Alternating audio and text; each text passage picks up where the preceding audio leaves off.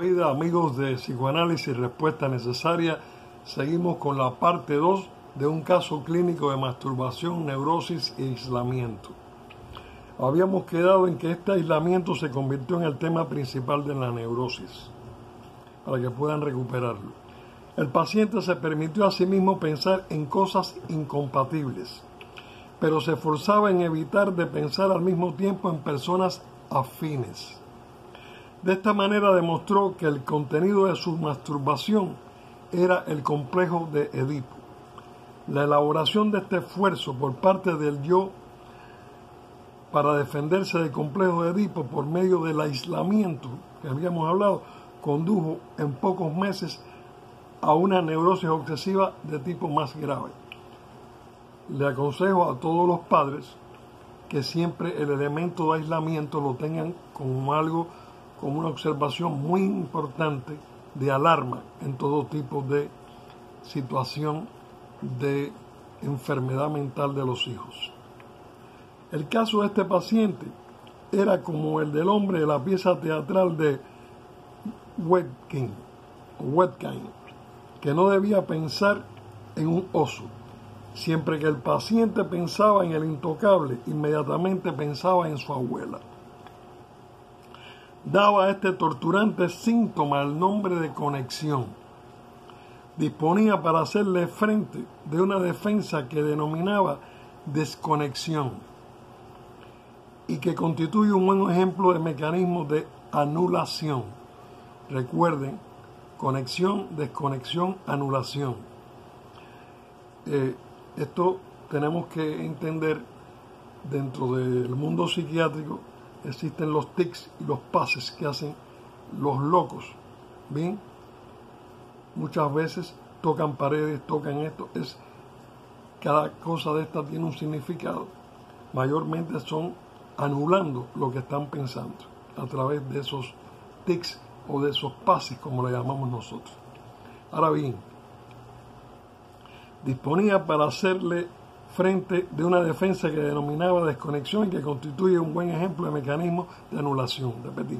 Luego de pensar simultáneamente en un lugar prohibido y en una persona afín, sí podía formarse una imagen mental de la cosa incompatible, completamente aislada y libre de todo ingrediente de carácter afín. Todo quedaba nuevamente en orden y se sentía tranquilizado.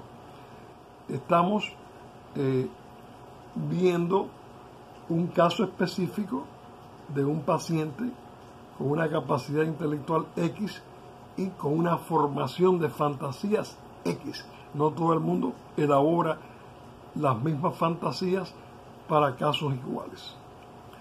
Bien pronto el paciente quedó absorbido por la tarea de hacer desconexiones desde la mañana hasta la noche. Esto quita una energía psíquica horrible. Esto pone a una persona súper inteligente de un 100% a funcionar solamente con un 2% de su capacidad.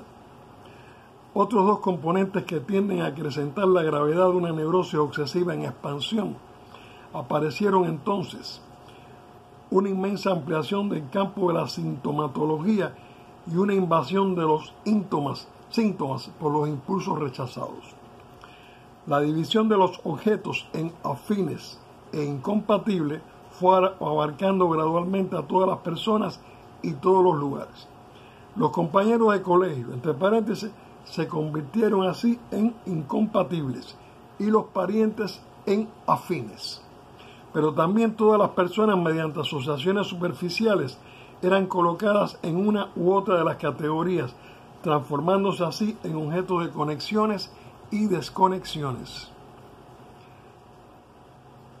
Esto es mucho más exagerado en personas completamente psicóticas o esquizoides, que vemos y no entendemos las conductas, ni los gestos, ni toda la cantidad de cuestiones que son capaces de realizar para hacer negaciones propias y anulaciones.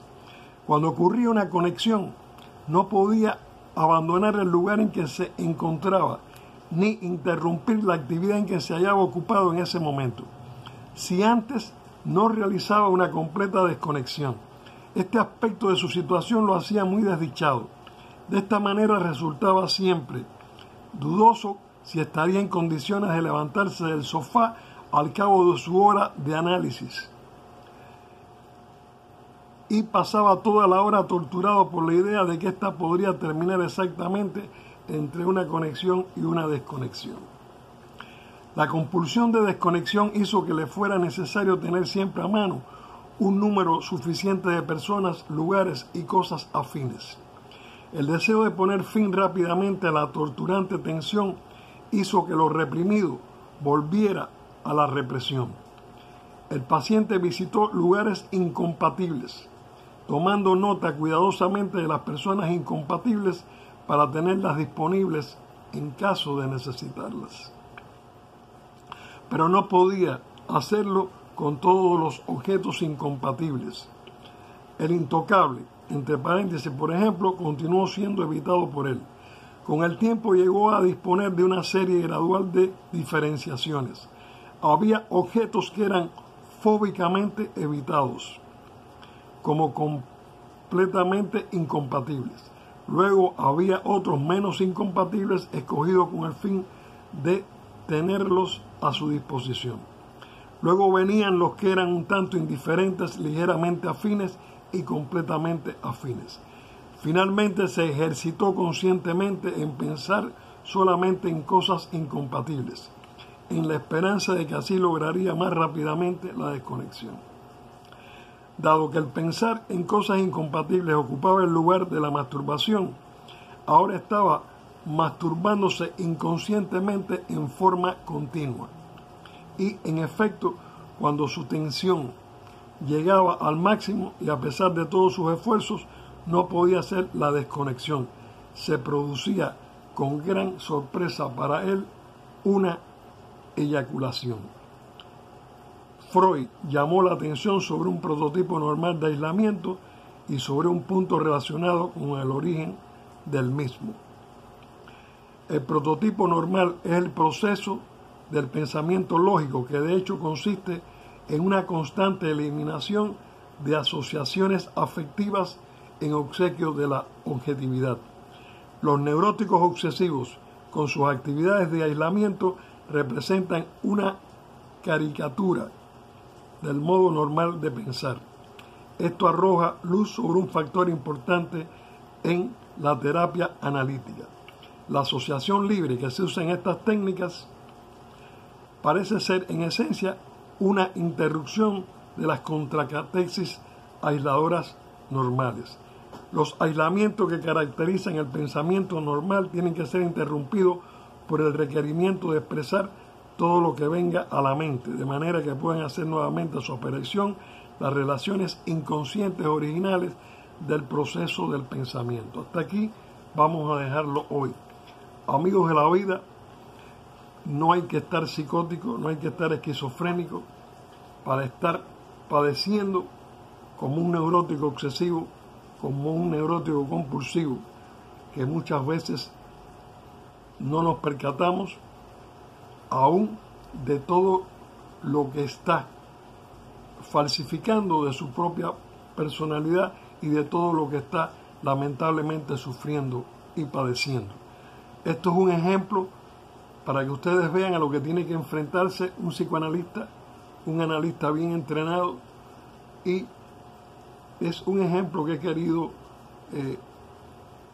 más o menos poner a disposición de ustedes para que vean que cada cual